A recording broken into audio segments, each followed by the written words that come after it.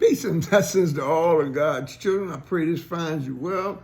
This is one chilly day in Nashville, but to God be the glory. You know, a little chill in there sometimes, you know. It affects a lot of people in different ways, but I wanted to come on here today.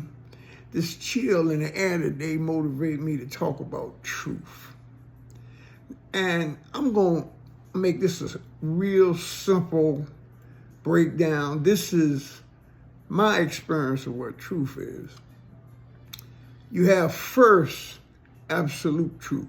Absolute truth belongs to the most absolute thought we can have in our mind, God, you know, our highest heights. Absolute truth does not change.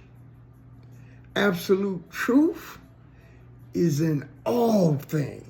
Let me stop right here. People say, man, why are these people doing this and that? Listen, the most ancient teachings on this planet is the Metu Neter. The Metu Neter, Maya, you know, these teachings here teach us that all things in creation has to have a corresponding good, bad, happy, sad. It's got to be that. And in order for it to be created, it has to have a dual nature. There's only one, and that one is the creator, okay? Now, that's absolute truth. That truth is evident in all things, good, bad. It's beyond the opposites or the corresponding dynamics of a thing, okay? Then we have relative truth. Relative truth is what operates within our minds when we start thinking. Absolute truth is knowing. Relative truth is thinking. You can have divine thoughts. You can have stinking thoughts. The wise people say human beings are truth and falsehood strangely mixed, redeemed only by the grace of God. What that means is, anytime we observe something, we are the subject. We observe an object. If we are not mindful, we'll become that object and forget we're the subject. One more time. Thinking is where we really lose ourselves. When we observe something, we see the object, we become consumed with it. Oh, we get so into that, we actually forget that we are the subject, the creator of that. Thus, we create our own realities. We go a step further. We measure these realities within physical realms. You cannot measure God with a yardstick.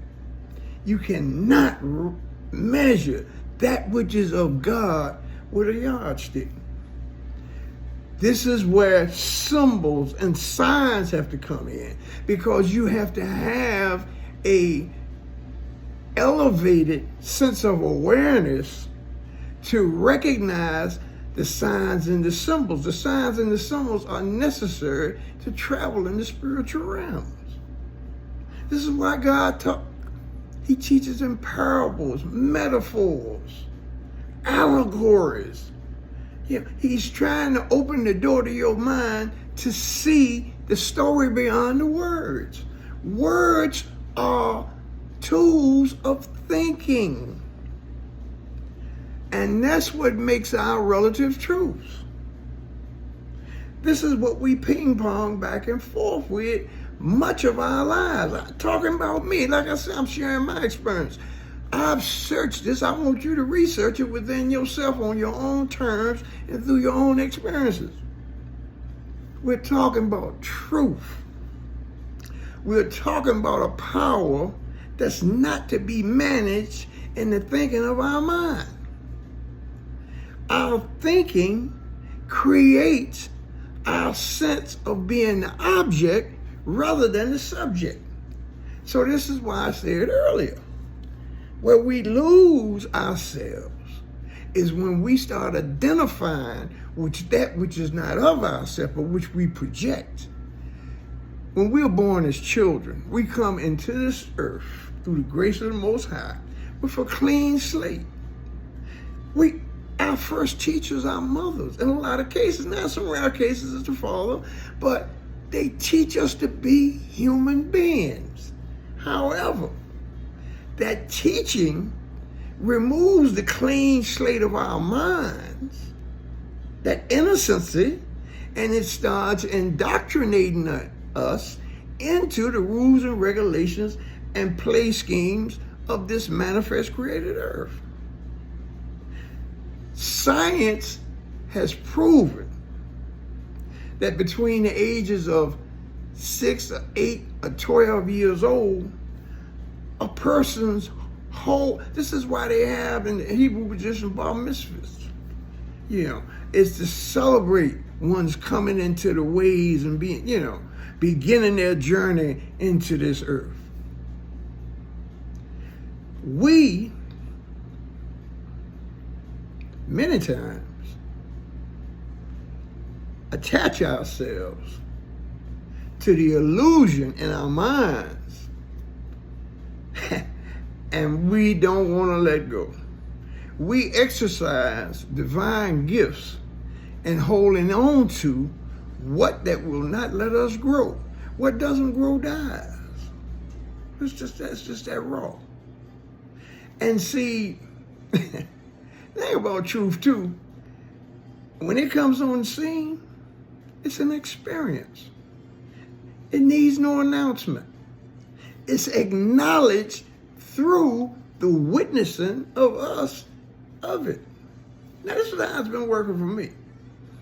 You can bump your head 100 times. That don't mean that what you're looking for is not beyond the door.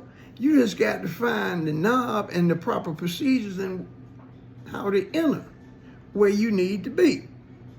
You don't find that thinking. You find it by being still and knowing. You have to go within yourself. This is why meditation is so important. You have to have a playbook or a blueprint or some type of navigational system to go inside, face that within you, which is hidden and has control of you, and bring the light of Christ into it so that you can find out who you are. That's your first step. See, it can never be unity and peace if you don't know who you are. If you don't know who you are directly and indirectly mad with everything that which you perceive outside of you. So here you are, this poor creature in here in this big old universe. It's just waiting to snatch you up. No, and that's fear. You cannot know yourself through fear. You cannot know yourself without having the confidence and the courage and the commitment to go within yourself and search for that which you need to make adjustments that line up with your true nature. Peace and blessings. I pray something come out of this that'll help you. And like I said, I've searched it, you research to see yourself in the scriptures and the scriptures in your life. Peace.